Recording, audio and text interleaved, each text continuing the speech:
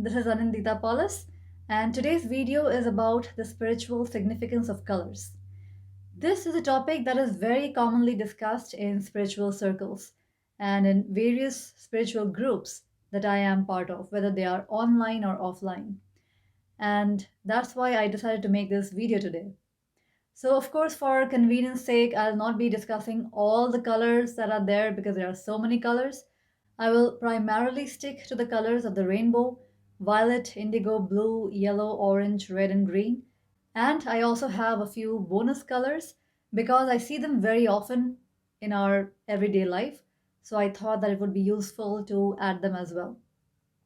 Also, I have discussed colors previously in my Chakra Healing 101 series. If you haven't checked them out before, then you can definitely check them out in my Chakra Healing 101 series playlist right here. And in the Chakra Healing series, I touched base upon the chakra colors, which are actually the seven colors of the rainbow. But today's video is not just from the perspective of healing and balancing your chakras, but also from the perspective of the colors that you wear, how they impact your aura, and how people perceive you, and your energy system as well. So, I have added not just the seven colors of the rainbow, but a few additional colors as well, because people do tend to wear those colors a lot. And before we begin, I would like to remind you, if you haven't already, then please subscribe to my channel and like this video, because that lets me know that you love watching videos like this. It motivates me to keep recording such videos, and it is also good for my YouTube algorithm. So please like this video and subscribe to my channel if you haven't already. So to begin with, we begin with the color red, which is actually one of the most vibrant colors found in nature. In fact, one of the reasons that you will notice a lot of restaurants have red in them is because red is not just a color of exuberance and aliveliness, but it is also an appetite stimulating color. And just think about it, just imagine the color red. If you just close your eyes and imagine the color red, what are some of the feelings or ideas that come to your mind? Often, red is associated with passion. It is also associated with ambition and even aggression to a certain extent. Now, colors affect everything, right from our mood to our appetite. So, the colors that you tend to wear most often are going to have an effect on your energy system and also on your mood and your appetite too. But primarily your mood and also the energy that you give out into the environment, or the energy that people perceive you to have. So, from that perspective, red is actually a very vibrant color. It is a color of drive, passion, ambition. It could be a color of aggression and anger to a certain extent, but the positive aspect of red definitely overpowers the negative aspects of red. The next color is the color blue. Imagine the color blue. Usually, when people think about the color blue, the first thing that comes to their mind is either the sky or the ocean. And both the sky and the ocean are infinite, they are vast. And so, just like the sky or the ocean, blue is a color that represents that which is beyond ordinary perception. Because nobody can perceive the vastness of the ocean, nobody can perceive the vastness of the sky. Our perception is limited. So, from a spiritual standpoint, the color blue has always been associated with something that is beyond ordinary perception. In fact, in Indian cultures, a lot of the Indian gods and goddesses have been portrayed by artists to have this vibrant blue color of the skin. And sometimes, people from the West, they don't understand, and they have even asked me many times that why are they painted blue? So they are not painted blue because their skin is blue, but they are painted blue often because that is the artist's way of telling you that their aura is blue. So the blue aura is often associated with people who have attained spiritually to a certain level. So often you will see the portraits of Shiva, Rama, Krishna, you will see them being painted in blue. So it is not because their skin was blue, but it is because their auras have turned an electric blue. And that electric blue aura is associated with those who have attained spiritually to a certain level, but who still choose to be physically active in the world. Because there are a lot of spiritual masters who, after they achieved self realization, decided to not be physically active in the world anymore, which means that they sort of withdrew from the world, so to speak.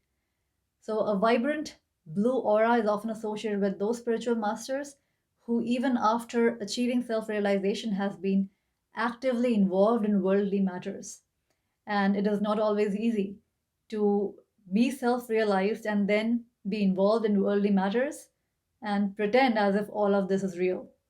Interestingly enough, blue is also the color of loyalty, dependability, and actually, there was once an experiment conducted where they measured the productivity of workers who were working in a room that was painted blue versus the productivity of workers who were working in a room that was just white.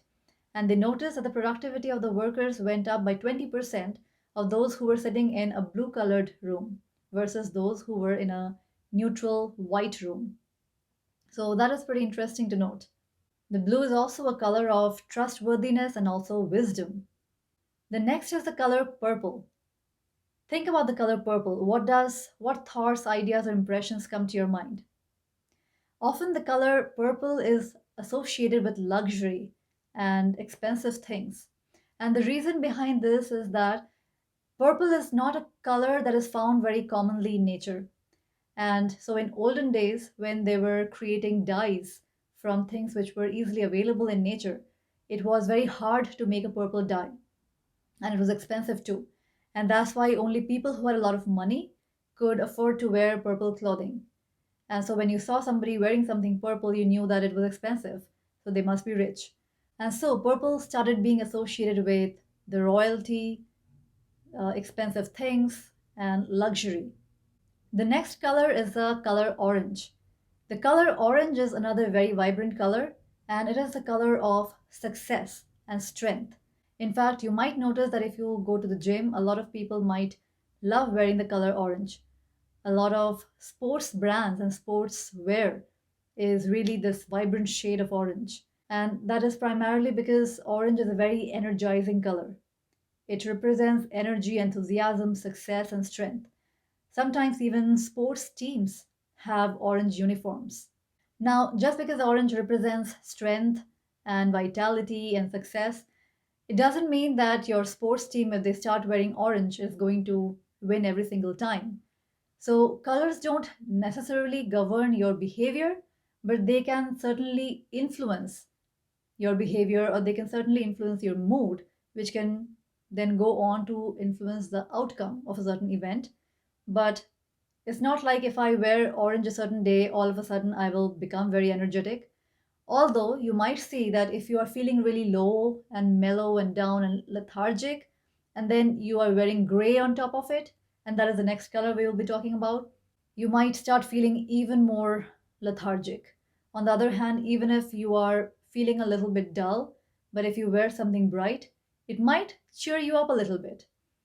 Now, again, it's not like a pill, a magic pill that you just take and things just change 360 degrees. It's not like that. They work subtly. The colors do have their influence on your mood. The colors that you see in your environment, like that experiment that I just told you about. So it has an influence on your productivity, on your mood, how people perceive you, but it might not be a 360-degree influence instantaneously. And the next color is gray. And like I mentioned previously, gray is a very neutral color. It's also a very passive color, almost a very dull color. Often you will see a lot of lawyers and attorneys wearing gray because they do need to be neutral. Their profession requires them to be this neutral, non judgmental third party so that they are able to have their perception clear. But gray is not a color that one should have too much in abundance because it is a very passive color. And if you do wear gray, then it's always a good idea to pair it up with something more vibrant. Personally speaking, I have come across a lot of people who are either very pessimistic about life or maybe even unhappy with the way their lives are, even depressed or lethargic, who really have an abundance of gray in their wardrobe. And they just love to wear gray, they have gray accessories.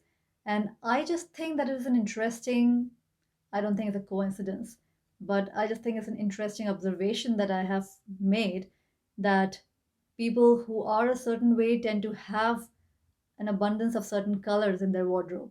Now, I'm not saying every single person that you meet who are wearing gray, like, if you meet somebody, a complete stranger, and they happen to be wearing gray that particular day, doesn't mean that they are unhappy, depressed, pessimistic. Maybe that was a one off day they are wearing gray. But in this particular case, I'm talking about people I have known for a really long time, and I have seen them time and time again, and all the time I always see them wearing gray or shades of gray. And then I also, after interacting with them, I realize that they're kind of pessimistic and lethargic and maybe even a little depressed or, unhappy with life. So I just thought that was an interesting correlation, that how they love wearing really gloomy colors, so to speak, and how they kind of feel gloomy inside as well. So don't be quick to judge people based on the color they are wearing, especially if they are strangers and you're meeting them for the first time. It really depends on what they are consistently wearing most of the time. The next is the color yellow. When you think about the color yellow, usually most people think about happiness, positivity, joy, excitement, energy, because yellow kind of associates us with the sun, and the sun is the source of energy for all life on earth. So, yellow is a very positive color, and it is often associated with high energy, optimism, and happiness. Next is the color green. When you think about green, invariably, usually people think about the forest, the trees, nature, because green often represents nature, and nature often represents peace and tranquility. It also represents fertility. So, green represents nature, tranquility, peace, fertility. It also represents abundance because nature is abundant. So, abundance, prosperity, success, all these are also colors associated with green. Now, keep in mind that all these colors that I'm discussing today, I'm discussing from a spiritual standpoint, and these might be different from a cultural perspective. In many countries, green is not considered a good color. In certain countries, I believe in China, green is supposed to be the color of infidelity. And I believe in Indonesia, green is not considered to be a good color at all. So different countries might have, different cultural assumptions about the colors. But in this video, I'm not talking about the cultural aspects of colors. I'm talking about the spiritual significance of colors, specifically for spiritual seekers. So overall, green is supposed to be a color of good luck and joy, tranquility, fertility, and abundance. And now coming to some of the bonus colors that I mentioned previously. Actually, gray was one of the bonus colors, but we already discussed that before, because the primary colors were the 7 colors of the rainbow. And then the 3 bonus colors that I had for today's video is gray, because I see that very commonly people wearing. Another very, very common color, especially here in the West, is black. And another is white. So white, interestingly, is often called the 8th color. And that is because after the 7 colors, the next color is white, which is also colorless or no color at all. But at the same time, it is also a combination of all the 7 colors of the rainbow. Because when white light goes through a prism, then it splits into all the 7 colors. And so white is a very interesting color because it is colorless, it is the absence of color, it is not really a color, and at the same time, it has all the 7 colors. So white overall is a very balancing color, and it is a good color to wear. Especially so because white does not absorb anything. It reflects everything back. And this actually brings me to the fact that people think that if a certain thing is a certain color, then that is the color that it is emitting or giving out. But from a scientific perspective, actually, the color that we see is not actually the color of that thing. So let me make that clear. Let's say I'm wearing this green top right now. So the reason this top, if you just from a scientific perspective, the way we see colors, the way our eyes see color, is when the light ray hits a particular object and then it comes back to our eyes, to the retina. Then our brain registers it to be a certain color.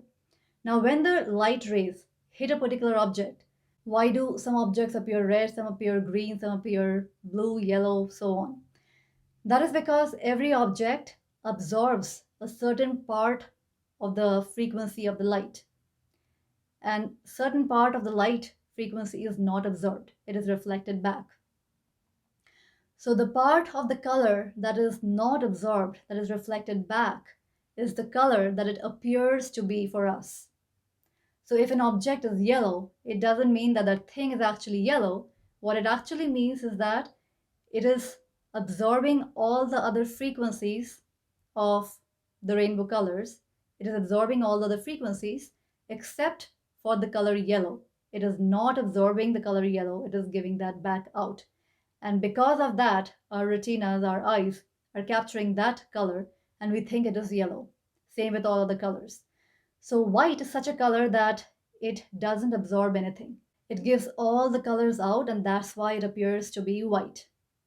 And that's why white is a very balancing color, and it is also a very good color to wear in literally all situations. Because that means, especially for a spiritual seeker, especially for a person who is on the spiritual path, white is a great color because that means that they are not absorbing anything, they are reflecting back everything. So, no matter what kind of situation you are in, no matter what kind of people you are meeting, you are not absorbing their energies, you are reflecting everything back. And it is a great color to wear in situations where you would be meeting a lot of people, maybe at a big party, a big event, or if you are traveling maybe on a public transportation like a bus or something, and you would be with a lot of people around. So white is a great color to wear in those cases because you don't end up absorbing anybody's energies. And the final color that I'm going to talk about today is the color black. And black is the exact opposite of white. Of course, we all know that. So the way black is also different from white is that white reflects everything back and black absorbs everything. So black has traditionally been seen as a very powerful color. And that's why a lot of business people, people in higher positions of authority within a company, they tend to love wearing black. And it just gives this appearance of power and authority, which is great. But black also absorbs everything, it does not reflect back anything. And that is what makes black a very powerful color. But like somebody said, I believe that was a movie, with great power comes great responsibility. Was that Spider-Man from one of the movies? I guess so. So black is a very powerful color, yes, because it absorbs everything. And that's why you need to be very careful about the situations in which you decide to wear black. Because do you want to be absorbing everything? Now, that is on your discretion and judgment. But you need to make sure that when you are wearing black, you are 100% sure that the atmosphere that you are going to be in while you are wearing black is a very, very positive and conducive atmosphere for you. Especially so as a spiritual seeker, because if you are on the spiritual path, if you are on a certain spiritual journey, you would want that even more, because you don't want to gather unnecessary energies and deal with them, because we already have our own energies to process, and our own emotions and our own thoughts. And I believe you would agree that we all have enough thoughts of our own. We all have enough stuff of our own to deal with. We don't need any additional stuff on top of what we all already have. We already have enough baggage of our own to deal with, no matter whoever it is. We all have enough stuff of our own to deal with. We don't need to carry other people's baggage. So if you don't want to go around carrying other people's energies and dealing with them, it's actually a very wise idea to not wear black too much, especially in situations where you have no control over the environment, where you don't know what kind of people will be coming, what kind of people you'll be meeting. In big gatherings, big events, it's always best to not wear black. However, if you are going to an event, maybe it's a spiritual event, even then I would be very careful, because so not everybody who comes to a meditation workshop or a yoga workshop is at a very good place in their life. In fact, often people who are really distressed or stressed and they are looking for answers are coming to these workshops as well. So I'm not saying that a lot of people with negative energy is coming there, because people, hear this and then they immediately start judging based on negative and positive energy. These are just labels, negative, positive. I'm just saying that be very careful while choosing to wear the color black, because it might not be very conducive spiritually to be wearing black color in all sorts of occasions. And in fact, in India, I know growing up, I had heard my parents say not to wear black for any auspicious occasions, like in weddings or even for festivals or any joyful occasions. Of course, these days things have changed a lot and people don't really believe in these things anymore and they call it superstition. But now that I have been on this spiritual path for quite some time and I understand energy and how it impacts, now I see that a lot of the things that people sometimes call superstition, sometimes they actually are superstition, sometimes they are not, sometimes it is actually based in science. And in this particular case, not wearing black is not about black being an inauspicious color. Because then I have also heard some Reiki teachers say that never to wear black because it is an evil color. And that is not the case at all. Black is a very powerful color. It is not an evil color. It is not a color of gloom and destruction and death, nothing like that. It is a very powerful color because it absorbs everything and it gives out nothing. And so just be very careful about the situations that you are choosing to wear black in. That's the only point. So I hope you liked today's video. If you like this video, then like it, share it, and if you haven't already, then subscribe to my channel. And I would also love to know if you had any aha moments, those light bulb moments that you sometimes have while watching this video, any interesting piece of information that you came across. Please leave a comment below and let me know what you liked about the video. I will talk to you soon. Bye for now.